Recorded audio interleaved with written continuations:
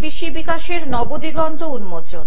ফের বিকশিত ভারতের নব প্রকল্প নিয়ে সাংবাদিকদের মুখোমুখি হলেন কৃষি বিকাশ শিল্প কেন্দ্রের সদস্যরা। তপশিলি জাতি, আদিবাসী, প্রাক্তন সৈনিকদের নিয়ে গঠিত কৃষি বিকাশ শিল্প কেন্দ্রের বিকশিত ভারত প্রকল্পে নতুন দিশা ঘোষণা করলেন সংগঠনের সম্পাদক সৌমেন কোলে।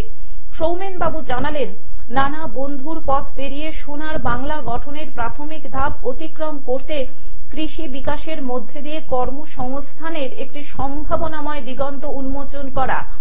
ইতিমধ্যেই সংগঠনে কেন্দ্রীয় সরকারের ট্রাইবাল অ্যাফেয়ার্স ডিপার্টমেন্টের স্বীকৃতি মিলেছে গত 2023-এর 23 অগস্ট।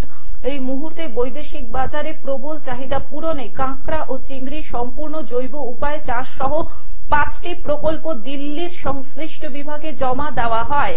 প্রত্যেকটি প্রকল্প বিজ্ঞানসম্মত ও খরচা কম হওয়ায় আদর্শ প্রকল্প হিসেবে বিবেচিত হয়। এদিনের অনুষ্ঠানে হাজির ছিলেন সংগঠনের দায়িত্বপ্রাপ্ত বিকাশ কুমার মণ্ডল, হিন্দুল চট্টোপাধ্যায়, মৃদুল তরফদার, বিপ্লব রায়, শুভঙ্কর বিশ্বাস প্রমুখ।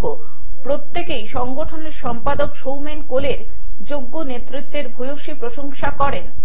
প্রথমে বলি, আমার ডান দিকে আছেন বিকাশ কুমার মণ্ডল, যিনি দক্ষিণ চব্বিশ পরগনা জেলার দায়িত্বে আছেন এবং আমাদের যে অ্যাডভাইজারি কমিটি আছে সেই অ্যাডভাইজারি কমিটির মেম্বার। তারপর আছেন হিনাব চ্যাটার্জি, নর্থ বেঙ্গলের জলপাইগুড়ি জেলার দায়িত্বে আছেন উনি।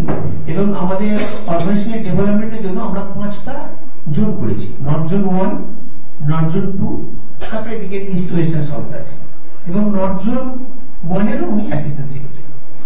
তারপরে আছেন মৃদুল তরফদার, আমাদের উত্তর দিনাজপুর জেলা উনি দায়িত্বে আছেন, সাংগঠনিক পার্টির দায়িত্বে আছেন এবং নর্থ জোন 1 এর ভাইস প্রেসিডেন্ট।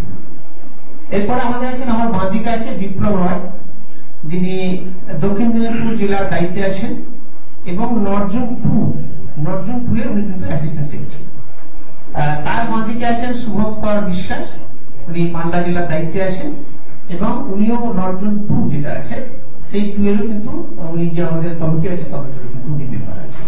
আর এছাড়া আমাদের পশ্চিমবঙ্গের প্রায় সব জেলা থেকে আর কি যারা আছে, প্রায় কম কিছু সব জেলাতেই কিন্তু কিছু কিছু প্রতিনিধি আছে এবং কিছু বোর্ড মেম্বারও আছে, যেমন মৃত্যুঞ্জয় পাল আছে, আমাদের প্রদীপ সাহা আছে, যারা আমাদের গভর্নিং বডি মেম্বার হিসেবে আছে, তারা উপস্থিত আছে এবং পশ্চিমবঙ্গের প্রত্যেকটি জেলা থেকেই কিন্তু আমাদের প্রতিনিধি কিন্তু এখানে কিন্তু উপস্থিত আছে। বিধাননগর থেকে অনির্বাণ দত্তের রিপোর্ট, গ্লোব নিউজ। এখন থেকে গ্লোব টিভি দেখুন আপনার স্মার্টফোনেও। গুগল প্লে স্টোর অথবা অ্যাপল স্টোর থেকে ডাউনলোড করুন গ্লোব টিভি লাইভ অ্যাপ। এছাড়াও জিও টিভি অ্যাপ থেকেও দেখুন গ্লোব টিভি লাইভ।